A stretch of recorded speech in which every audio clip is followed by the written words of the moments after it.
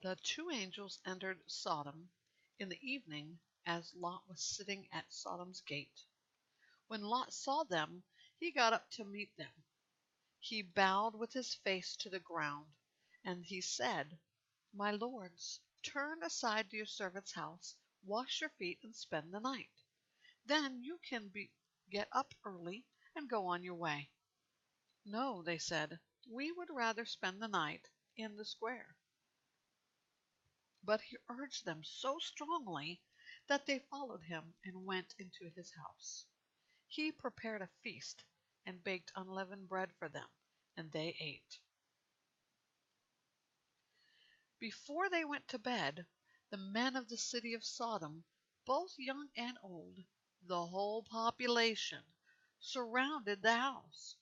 They called out to Lot and said, "Where are the men who came to you tonight?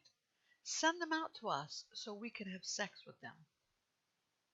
Lot went out to them at the entrance and shut the door behind him. He said, "Don't do this evil, my brothers. Look, I've got two daughters who haven't had sexual relations with a man. I'll bring them out to you, and you can do whatever you want to them. However, don't do anything to these men, because they have come under the protection of my roof." "Get out of the way," they said, adding, "This one came here as a foreigner, but he's acting like a judge. Now we'll do more harm to you than to them." They put pressure on Lot and came up to break down the door. But the angels reached out, brought Lot into the house with them, and shut the door. They struck the men who were at the entrance of the house, both young and old, with a blinding light, so that they were unable to find the entrance. Then the angels said to Lot, "Do you have anyone else here, a son-in-law, your sons and daughters, or anyone else in the city who belongs to you? Get them out of this place, for we are about to destroy this place, because the outcry against its people is so great before the Lord that the Lord has sent us to destroy it." So Lot went out and spoke to his sons-in-law, who were going to marry his daughters. "Get up," he said, "get out of this place, for the Lord is about to destroy the city." But his sons-in-law thought he was joking. At daybreak the angels urged Lot on, "Get up, take your wife and your two daughters who are here, or you will be swept away in the punishment of the city."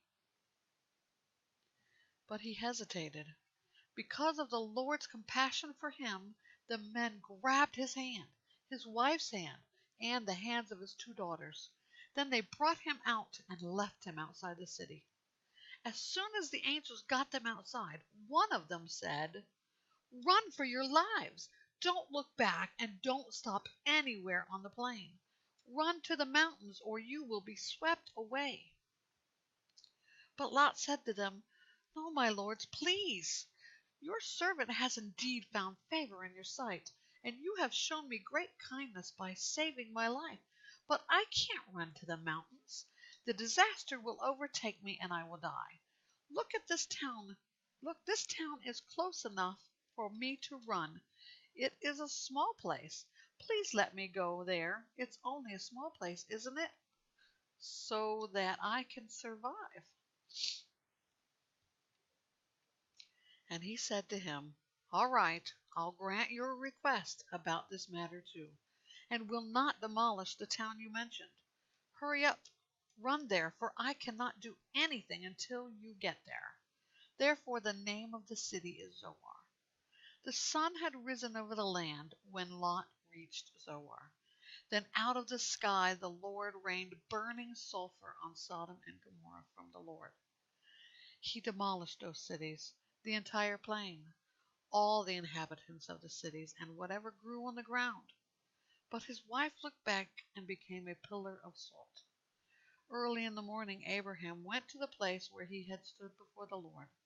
He looked down toward Sodom and Gomorrah and all the land of the plain, and he saw that smoke was going up from the land like the smoke of a furnace.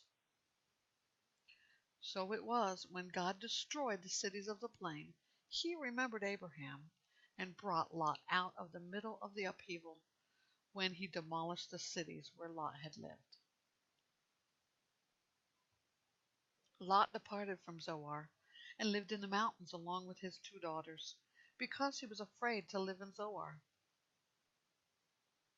Instead, he and his 2 daughters lived in a cave. Then the firstborn said to the younger, "Our father is old, and there is no man in the land to come with us, as is with to sleep with us, as is the custom of all the land.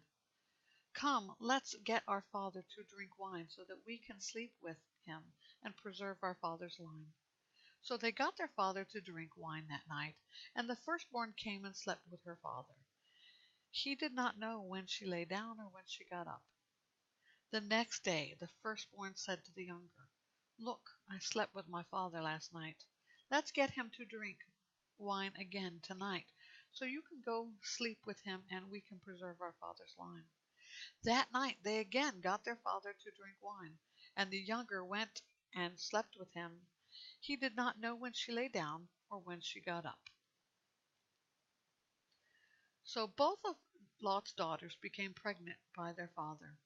The firstborn gave birth to a son and named him Moab. He is the father of the Moabites of today. The younger also gave birth to a son, and she named him Ben-Ammi. He is the father of the Ammonites of today.